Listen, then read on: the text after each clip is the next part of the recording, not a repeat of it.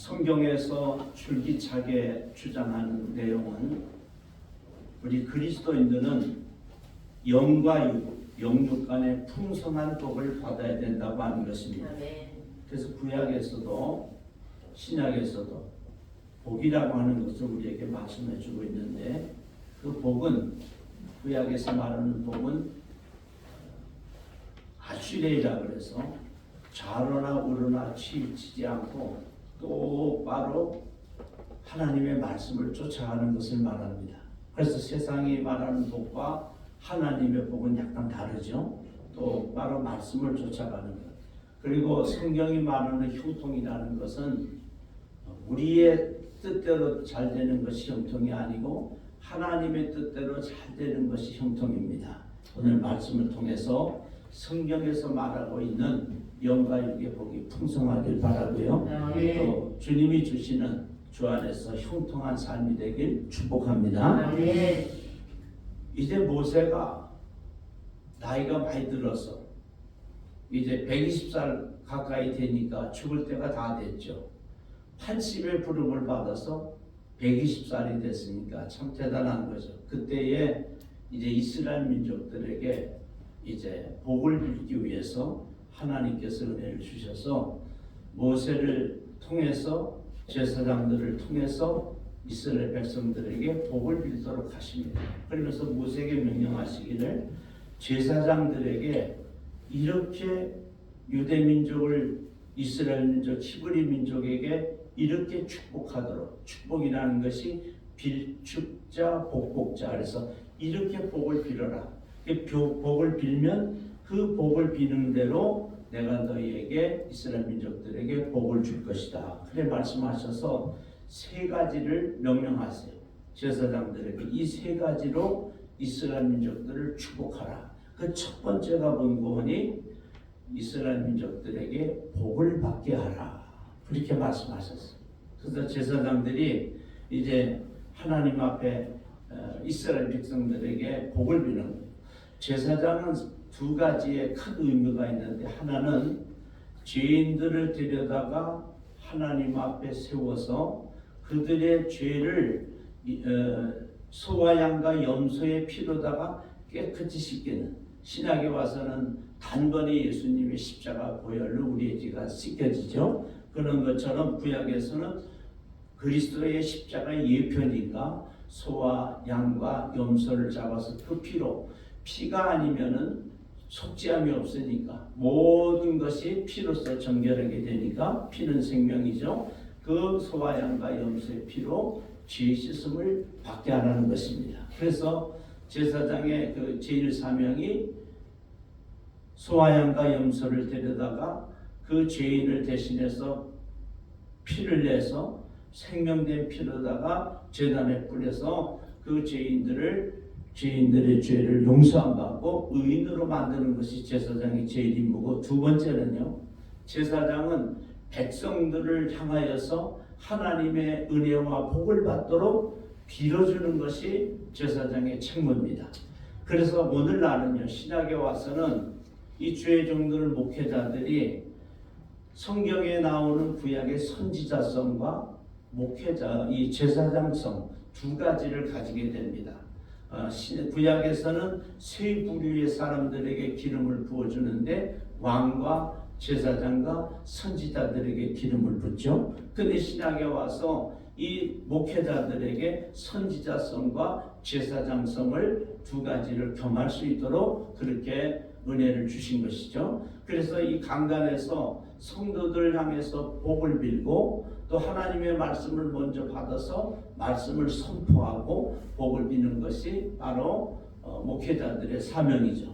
오늘 본문에는 특별히 제사장들에게 이 제사 부분이 아니고 백성들을 향해서 복을 비는 이 책무를 감당할 수 있도록 모세가 이 제사장들에게 선포하고 있는 것이죠. 그 첫 번째가 뭔고니 복을 빌어줘라. 오늘 본문에 그리 되어 있죠.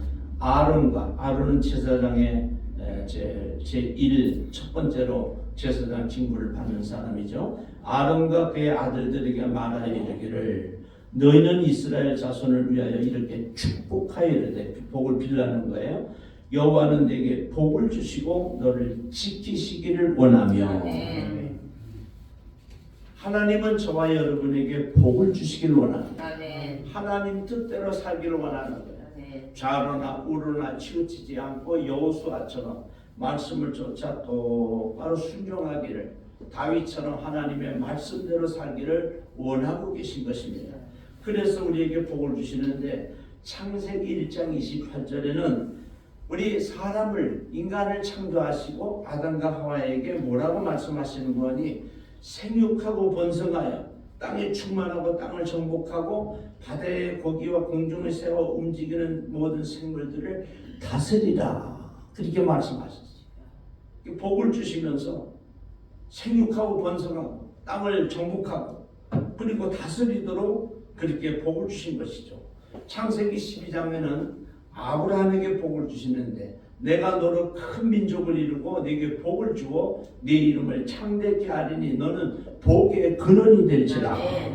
그렇게 복을 빌어주셨어요. 창세기 26장에는 이삭이 그 땅에서 농사하여 그의 100배나 얻었고 여호와께서 복을 주심으로.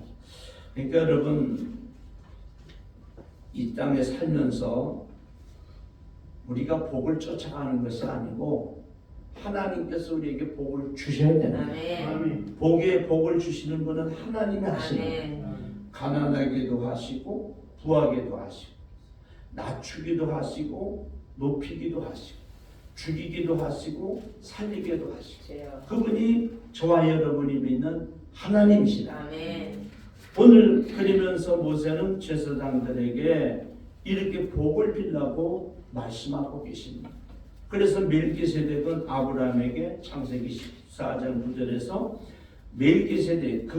멜기세덱이 아브라함에게 축복하여 가로되 복을 빌되 천지의 주제시오 지극히 높으신 하나님이여 아브라함에게 복을 주옵소서. 아멘. 이삭은 야곱에게 이렇게 복을 빕니다. 창세기 27장 27절에 그가 가까이 가서 그에게 입맞추니 아버지가 그의 옷에 향취를 맡고 그에게 축복하여 이르되, 이삭이 지금 축복하는 거예요. 자기 아들 야곱에게 내 아들의 향취는 여호와께서 복 주신 밭의 향취로다. 아멘.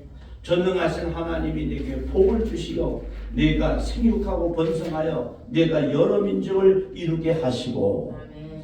아멘. 구약에서는요, 아버지가 그 아들, 딸들에게 복을 빌도록 그렇게 허락을 해주셨어요. 그래서 여러분, 자녀들에게 자꾸 축복해야 돼요.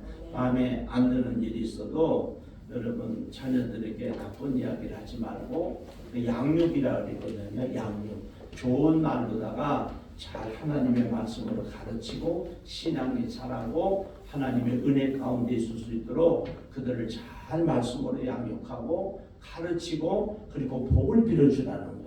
아버지, 어머니가 복을 빌면 그 아들, 딸들이 다 복을 받게 될 줄로 믿습니다. 그런가 하면 야곱은 자기 아들 요셉에게 또 복을 빌어요. 창세기 49장 25절에 네 아버지의 하나님께로 말미암나니, 그러니까 야곱의 하나님으로 말미암나니 그가 하나님께서 너를 도우실 것이요 전능자로 말미암나니 그가 네게 복을 주실 것이라. 하나님이 복을 주신다는 거예요. 위로 하늘의 복과 아래로 깊은 샘의 복과 젖먹이는 복과 태의 복이로다. 그러니까 위로 하늘의 복이라는 건 영적인 복을 말하고, 아래로 깊은 샘의 복은 이 땅에 살면서 젖먹이는 복과 태의 복이로다. 후손들이 복을 받는다는 거죠. 그러니까 이 야곱이 요셉에게 얼마나 복을 빈지를 알 수가 있죠. 그리고 이삭은 또 야곱과 에서에게 그렇게 복을 빌고, 야곱이 또 자기 손자들 요셉의 아들들인 므낫세와 에브라임에게 복을 빌죠. 그래서 복을 빌 때에 이 므낫세가 큰 아들이고 에브라임이 작은 아들인데 야곱한테 손자죠. 이렇게 오른손으로 해서 므낫세, 이렇게 해서 에브라임에게 또 그 복을 비는데 손을 이렇게 엇망꿔서 복을 비는 거예요. 그랬더니 요셉이 오른손은 이제 더 복을 임하는 걸로 우리 성경은 말하고 있거든요. 그러니까 오른손으로 그 작은 아들, 작은 손자죠, 에브라임에게 왼손으로 므낫세게 하니까 요셉이 아버지요 그렇게 하지 마옵소서 이렇게 하옵소서 그러니까 야곱이 그러죠. 아니다. 하나님께서 작은 자를 큰 자보다 더 높게 세우셔요. 참 그런 거 보면요. 이 부모님의 할아버지 할머니의 축복이 얼마나 위대한가를 알 수 있어요. 성경에 그렇게 야곱이 이삭이 축복한 대로 그대로 후손들에게 이루어집니다. 아멘. 할렐루야. 아멘. 그래서 여러분 우리 정말 후손들에게 복을 빌 때 아주 간절한 마음으로 성경에 입각해서 여러분 복을 빌면 그 복이 다 후손들에게 그대로 임할 줄로 믿습니다. 아멘. 그리고 야곱이 또 요셉 외에 이 손자들 므낫세 에브라임 외에 12아들 지파들에게 다 그렇게 복을 빌고요. 또 모세는 이스라엘 민족들의 12지파에게 다 복을 빕니다. 그런가 하면 엘리야는 사르밧 가부에게 또 엘리사는 수넴 여인에게 복을 빌고요. 신약에 와서는 사도 바울과 사도들이 교회들에게 편지를 보낼 때에 그 서두와 만미에 다 복을 비는데 은혜와 평강이 너에게 있을지어다 그렇게 축복을 해요. 그것이 다 후손들에게 또 교회들에게 임하여지죠. 여러분 바라보아나기는 우리 교회가 영육간의 풍성한 교회가 되기를 축원합니다. 그리고 이 강단에서 그 은혜의 축복의 메시지가 전해질 수 있기를 간절히 사모합니다. 꼭 우리 교회 나오는 성도들은 영과 육으로 풍성한 복을 받기를 축원합니다. 이제 두 번째는요. 하나님께서 모세에게 제사장들에게 이스라엘 민족을 위하여 은혜 베푸시기를 축복하라고 말씀하십니다. 오늘 그래 나오죠. 25절에 여호와는 그의 얼굴을 내게 비추사 은혜 베푸시기를 원하며 이렇게 축복하라는 거예요. 유대 민족들은요 하나님의 은혜를 입는 것을 하나님의 얼굴을 비추는 것으로 이렇게 해석을 했어요. 하나님은 형상이 없으시기 때문에 얼굴이 없으시죠. 그렇지만 이스라엘 민족들은 그 살아계신 하나님께서 은혜를 베풀어 주실 때는 우리를 이렇게 바라보는 것으로 그렇게 인식을 한 거죠. 하나님께서 등을 돌리시면 이스라엘 민족들에게 복이 임하지 않고 저주가 임하는 거로 은혜를 입지 못하는 것으로 그렇게 인식을 했죠. 그래서 우리 그리스도인들은 어떻게든지 하나님의 은혜를 받아야 됩니다. 그리스도인은 하나님의 은혜로 사는 것입니다. 사도행전 7장에 스데반 집사님을 통해서 이 교회 생활을 광야 교회라 그랬어요. 그래서 광야에서 먹을 것도 없고 입을 것도 없고 잠잘 것도 없고 마실 물도 없는데 하나님의 은혜로 하늘에서 만나를 내려주시고 메추라기를 내려주시고 반석에서 물을 터쳐주시고 낮에는 구름 기둥 밤에는 불 기둥으로 지켜주시며 또 아말렉 그런 사람들을 외침하는 사람들을 적을 물리칠 수 있도록 은혜를 주신 것입니다. 그래서 저와 여러분이 신앙생활 할 때에 우리 교회 생활 할 때에 하나님께서 무에서 유를 창조해 주시고 먹을 것과 입을 것과 쓸 것과 잠잘 것을 허락해 주시고 영육간에 강건함 주셔서 질병이 떠나가게 하시고 낮에는 구름 기둥 밤에는 불 기둥으로 지켜주신 것처럼 어렵고 힘들 때도 우리를 지켜주시고 또 시험에 당할 때도 피할 길을 주시고 하나님께서 우리에게 은혜를 베풀어 주셔서 신앙생활을 잘할 수 있도록 교회 생활을 잘할 수 있도록 은혜를 주시는 것입니다. 그래서 여러분 우리는 무엇보다도 하나님 앞에 은혜를 구해야 됩니다. 세상 사람들은 많이 배우고 또 무슨 권세를 가지고 능력을 가지고 뭐 인기를 가지고 그들이 복을 이야기하지만 그리스도인들의 은혜는 하나님의 은혜를 말하거든요. 세상이 주는 은혜가 아니고 하나님이 주시는 은혜. 하나님께서 요셉 같은 사람은 하나님의 은혜를 입었는데 학교를 다닌 적도 없어요. 그리고 히브리 종으로 팔려갔으니까 가문도 좋지 않아요.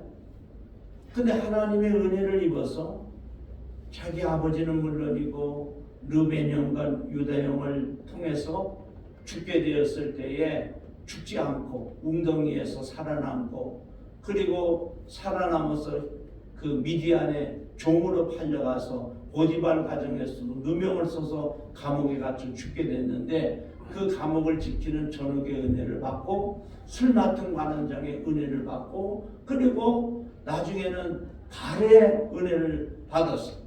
그래서 애굽의 총리 대신이 되잖아요. 그러니까 여러분 하나님의 은혜는요 사람을 통해서 역사하십니다. 그러니까 여러분 저와 여러분이 만나는 사람, 특별히 기도 많이 하는 사람, 찬양을 많이 하는 사람, 예수 열심히 믿고 선교하고 구제하는 사람들, 이런 사람들을 귀하게 여기고 가까이 믿음 안에서 여러분 교제하시면서 은혜를 나누길 바랍니다. 하나님은 그런 사람을 통해서 역사하십니다. 창세기 6장 8절에도 노아는 하나님의 은혜를 입었고 롯도 하나님의 은혜를 입어서 소돔과 고모라에서 살아납니다. 여러분 노아 같은 사람도 하나님의 은혜를 입어가지고 온 세상이 다 물로 다 잠들게 되는데 하나님께서 그 가정 8명을 살려주시고 짐승과 모든 것을 살려주셔서 지구의 이 인류의 역사를 다시 쓰게 만들어 주셨죠. 그래서 여러분 항상 우리는 우리 주위에 있는 그런 사람들 은혜 생활하고 기도 많이 하고 찬송 많이 하고 봉사하고 선교하고 구제하고 그리고 하나님 뜻을 살려고 아주 몸부림치는 그런 분들을 가까이해서 그분들을 통해서 주시는 은혜를 입기를 바랍니다. 그리고 두 번째는요, 하나님은 환경을 통해서 역사하세요. 요셉을 보면 알 수 있는데 그 당시에 정치적으로 갈대아 사람과 애굽 사람들의 정치적인 문제가 부딪히게 되는데 그런 틈바구니에서 이 애굽의 총리 대신을 세울 때에 애굽 출신도 아니고 갈대아인도 아닌 이런 요셉을 총리 대신으로 세우는 그런 환경을 요셉이 총리가 되지 아니하면 안 되는 그런 상황을 하나님께서 만드시는 거예요. 그래서 하나님은 환경을 통해서 역사하세요. 사울왕도 하나님 앞에 범죄하고 그가 버림을 받았을 때에 하나님은 다윗이 아니면 안 되는 상황을 만들어 주시죠. 그래서 골리앗을 물맷돌 한 방에 날려보내고 그의 목을 치고 그가 하나님 앞에 은혜를 입게 됩니다. 그래서 여러분 우리 주위에 일어나는 환경을 이렇게 예의주시하고 보세요. 우리가 날씨가 지금 많이 춥습니다. 그러나 날씨가 춥다고 해서 하나님 원망 불평할 거 없어요. 왜냐하면 겨울은 추워야 돼요. 추워야 병균들도 또한 다 죽고 또 우리를 괴롭히는 모든 나쁜 것들도 다 죽고 이제 새봄이 오면은 새싹이 돋아나고 그렇게 되겠죠. 그래서 우리 주위에 일어나는 환경, 계절도 그렇지만 내 주위에 하나님께서 어떻게 역사하시는가, 누구를 통해서 어떤 일이 벌어지는가, 이걸 예의주시하면서 기도하면서 하나님의 뜻을 분별할 수 있는 우리가 되길 바랍니다. 반복합니다. 하나님은 사람을 통해서 역사하시고 환경을 통해서 역사하십니다. 여러분 하나님의 뜻을 잘 분별하면서 하나님 앞에 많은 은혜를 입기를 축원합니다. 그리고 사도 바울은 그렇게 고백을 해요. 고린도서 15장 10절에 나의 나 된 것은 하나님의 은혜로 된 것이다. 내게 주신 하나님의 은혜가 헛되지 아니해서 내가 모든 사도보다 일을 더 많이 했는데 이것은 내가 한 것이 아니고 오직 내 안에 계신 나와 함께 하신 하나님의 은혜로 된 것이다. 그 이야기가 무슨 이야기인가 하니 사도 바울은 또 디모데전서 1장 12절에 그렇게 고백을 합니다. 하나님께서 나를 주님께서 나를 충성되이 여기서 충성되이 여겨주셔서 나에게 사도의 직분을 줬다. 그러니까 저와 여러분이 교회에서 목회자로 목사로 또 봉사로 또 여러분 장로로 권사로 집사로 또 교사로 이 모든 또 섬기는 일과 모든 것을 직분을 주신 그 하나님은 우리를 충성되이 여겨서 직분을 주셨다는 얼마나 감사해요. 우리는 부족한데 나약한데 하나님께서 우리를 귀하게 보시고 충성되게 여겨서 직분을 삼아주시고 또 직분을 감당할 수 있는 은사와 능력을, 물질을, 건강을, 환경을 주셨다는 거예요. 이렇게 사도 바울이 그 고백을 하는 거예요. 내가 사도의 사명을, 직분을 감당하는 것은 내 힘으로 되는 것이 아니고 하나님이 주시는 은혜로 된다는 거예요. 그래서 모든 것이 하나님의 은혜로라. 그 고백을 하죠. 우리도 마찬가지. 건강한 몸을 주시고 제가 새벽마다 기도하는 하나님 생명을 연장시켜 주셔서 감사합니다. 생명을 주시고 건강을 주시고 환경을 주시고 또 가족들을 주시고 먹을 것과 입을 것과 쓸 것과 잠잘 곳을 주시고 생업의 현장을 주셔서 우리가 이토록 하나님께 주님을 통해서 또한 교회를 통해서 받은 직분을 감당할 수 있는 것은 하나님이 주신 영육간의 풍성한 은혜로 말미암아 이 직분을 감당하는 것이라는 거예요. 이 직분을 감당하는 것이 은혜라고 하는 것입니다. 우리 교회의 많은 장로님들과 성도님들이 다 이 하나님이 주시는 은혜 속에서 풍성한 삶을 살기를 주님의 이름으로 축복합니다. 마지막 세 번째는요. 하나님께서 모세에게 이스라엘 민족들에게 평강의 복을 빌어라 그렇게 말씀하세요. 오늘 26절에 그리 되어 있죠. 여호와는 그 얼굴을 네게로 향하여 드사 평강 주시기를 원하노라 할지니라. 그리고 마지막 절에는 그들은 이같이 내 이름으로 하나님의 이름으로 주의 이름으로 예수 그리스도의 이름으로 이스라엘 자손에게 축복할지니 내가 그들에게 복을 주리라. 이제 세 번째는 평강을 위해서 복을 빌도록 하라. 세상에 많은 복이 있지만 평강의 복, 평안의 복, 평화의 복은 하나님의 놀라운 은총입니다. 요한복음 16장 33절에도 주님은 내가 이것을 너에게 이름은 너희로 내 안에서 평안을 누리게 함이라. 요한복음 14장 20절에도 평안을 너에게 끼치노니고 나의 평안을 너희에게 주노라. 그래 말씀하셨고요.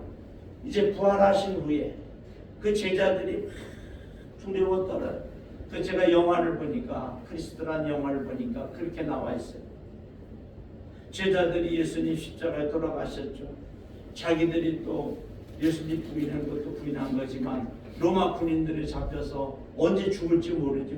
그러니까 밤에 한 곳에 모여서 두려움이 떠는데 예수님 부활의 주님이 찾아오셔서 샬롬 그렇게 말씀하시는. 우리 성경에는 너희에게 평강이 있을지어다. 너희에게 평강이 있을지어다. 너희에게 평강이 있을지어다. 19절에 21절에 26절에 세 번을 반복하고 계십니다. 제자들도 사도들도 사도 바울도 교회마다 다 축복할 때 은혜와 평강이 너희에게 있을지어다. 여러분 물질이 많아도 늘 불안에 떨고 염려와 근심 속에 산다면 그게 복이 아니잖아요. 권세를 잡아도 내가 언제 죽을지 모른다 이러면 그건 평안이 아닌 것은 그것은 복이 아닌 것입니다. 때로는 우리가 조금 물질이 부족해도 권세를 갖지 않았어도 인기가 없어도 내 마음에 평안과 평강이 있다고 하면 그것은 하나님이 주시는 복인 것입니다. 하나님이 주시는 평화, 평강은 어디로부터 오는가? 하늘로부터 오는 것입니다. 하늘로부터 내려오는 복이라는 것은 예수 그리스도를 통해서 우리에게 주신다고 하는 거예요. 여러분 예수 잘 믿고 마음에 평안이 있길 바랍니다. 빌립보서 교회를 향해서 4장 6절에 사도 바울은 이렇게 말하죠. 아무것도 염려하지 말고 오직 모든 일에 기도와 간구로 너희 구할 것을 감사함으로 하나님 앞에 하라. 그리하면 모든 지각에 뛰어나신 하나님의 평강이 그리스도 예수 안에서 너희 마음과 생각을 지키시리라. 주님이 염려하지 말고 하나님 앞에 맡기고 기도하면 하나님께서 우리에게 평강을 주시고 평안을 주시고 또 평화를 주신다. 저와 여러분이 예수를 믿으면서 늘 마음에 편안한 마음이 있길 바랍니다. 이사야 선지자는 48장 22절에 이렇게 말씀하십니다. 야훼께서 말씀하시되 악인에게는 평강이 없다 하셨느니라. 그러니까 평안은 아무에게 주는 것이 아니라 예수 잘 믿는 하나님 잘 섬기는 의인들에게. 의인은 죄를 안 지어서 의인이 아니고요. 그 죄가 예수님의 십자가의 보혈로 죄 씻음 받은 사람들을 의인이라고 말하는 것입니다. 저와 여러분이 마음속에 늘 주님을 섬기고 죄를 지었을 때는 바로 십자가 앞에 나와서 예수님의 십자가의 보혈로 깨끗이 회개하고 죄 씻음 받고 의인이라 칭함을 받아서 하늘로부터 내려오는 평강의 복을 받기를 축원합니다. 우리 제단을 통해서 여러분에게 계속 복을 빌고 은혜를 빌고 평강을 빌 때에 하나님께서 저와 여러분들이 모두에게 이 세 가지의 은혜를 베풀어 주실 줄 믿습니다. 기도하겠습니다.